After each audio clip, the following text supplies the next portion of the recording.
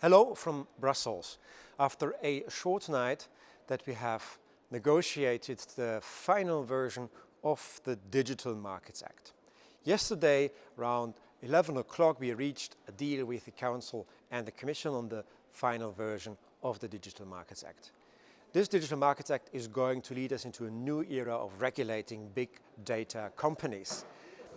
Until now, we were basically waiting on misbehavior of big data companies and punish them by fines.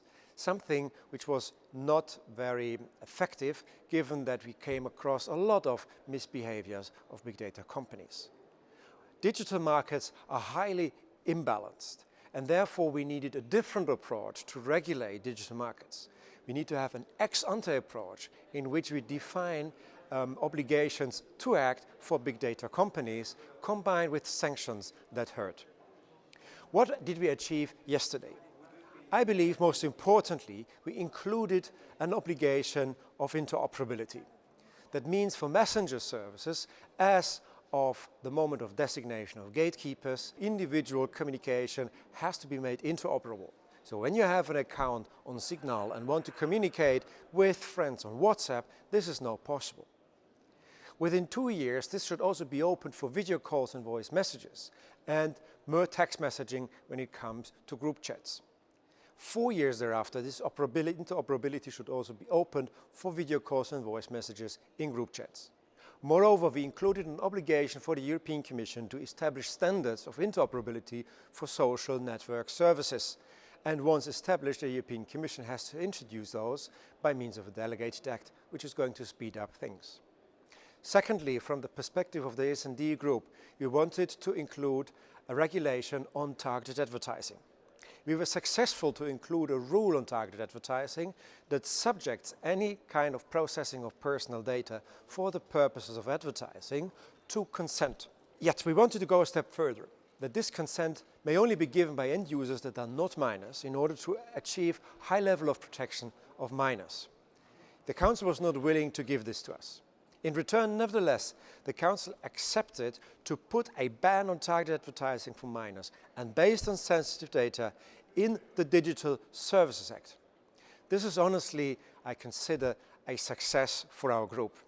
We might not have achieved it in the DMA, but the DSA has a way broader scope, and therefore this protection of the most vulnerable will be more effective as way more companies will be subjected to it. Given that we have a consent, we have to look at, well, if we go out there into the internet, we see the so-called cookie hell. Everywhere, things are blinking, and if you don't click on it, hell will burst. Now, therefore, we also address the issue of dark pattern. So if there is a circumvention by big data companies of the freedom given to citizens in the Digital Markets Act, then this is to be punished. And that leads me to the question of sanctions. Of course, the DMA provides for fines, up to 10% of the yearly turnover for the first violation of these obligations, and if there is a systematic violation, up to 20%. But fines are not that relevant in this field because those companies earn so much money that they can pay fine anyway. What matters are so-called structural remedies. And therefore, for the first time, the DMA allows the European Commission to split up a gatekeeper, a big data company, in case of systematic non-compliance with the DMA. This is a tough tool that not even the United States was able to put into their law. Moreover, we included a ban on killer acquisitions in case of systematic non-compliance. These are the kind of remedies that hurt and will therefore make gatekeepers to be compliant with the obligations that are in the DMA. What else do we have in the DMA? We have a rule on default settings, so that when it comes to virtual assistants, search engines and web browsers, users are prompted when starting the devices for the first time to choose which of them they would like to make use of. We have a prohibition of self-preferencing and bundling of digital services.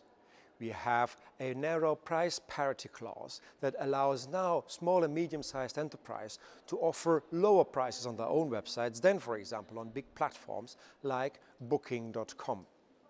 This shows that we created a long list of obligations that will make gatekeepers to act in accordance with healthy market rules without misbehaving.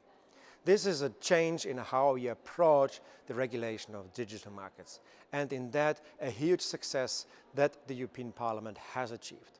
I'm very proud that I was able to continue the successful work of my predecessor, Evelyn Gebhardt, who was Shadow Rapporteur for the Socialist and Democrats group in the parliamentary phase of this legislation, now during the negotiations in the trilogue with Council and Commission. If you have any remarks on the Digital Markets Act, please leave a comment underneath this video, and I'm more than glad to be in exchange with you. Thank you very much for your attention.